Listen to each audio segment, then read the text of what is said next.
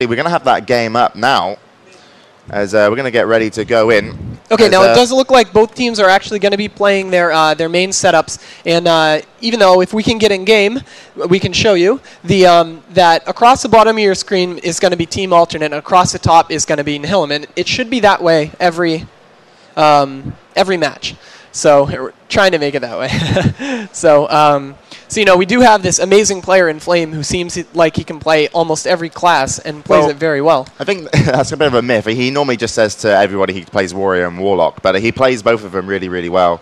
And he's a bit cheeky. I remember playing him in Freeze, and he actually managed, sorry, my keyboard is German, actually managed to intimidating shout me just as I was intervening somebody, which was really, really cheeky. But so he's a very good player on those two classes, but he's going to be playing Warlock with his two teammates at the top, Paper Cat and Care Koala, and they actually play Alliance. But as we get ready then to go into the first round of Day 2 of the Intel Extreme Masters Global Challenge here in Leipzig, Germany, and we're going to be following Sanchez from Team Alternate, as, well, he's going to have a hard time as he's playing against... Well, looks like he's wearing a lot of PvP gear. He has that 110 energy, and we know he's not Mutilate because he's main-handing and off-handing maces right now.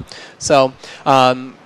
you know, hopefully he can get the opener in this. We've seen amazing play by the Warriors so far in this tournament, popping out Rogues and Druids non-stop in these rounds. It's because Warriors are the best class in the game, played by the coolest of people. Sanchez is actually, the Druid's right behind him, and actually the Rogue gets opened up on by the Druid. Kind of embarrassing for that Rogue. So...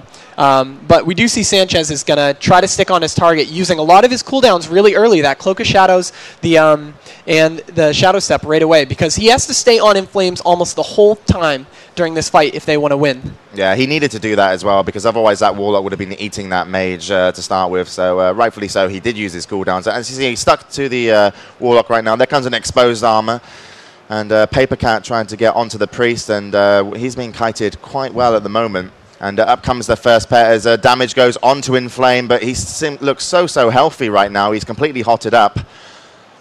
And even with a stack of most likely 5 wound poisons, he's not really taking much damage. And actually his Sanchez goes very, very low. He went down to 2,000 HP, finally gets held up. There comes a pain suppression on him as well. He's got a Mortal Strike debuff up though still, and actually they're changing targets now in Flame. They seem to have found that the Priest is going to be the next one.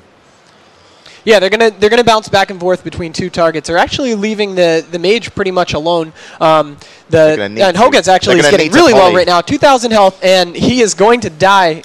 See, he ended up with 3 health after that that last Mortal Strike.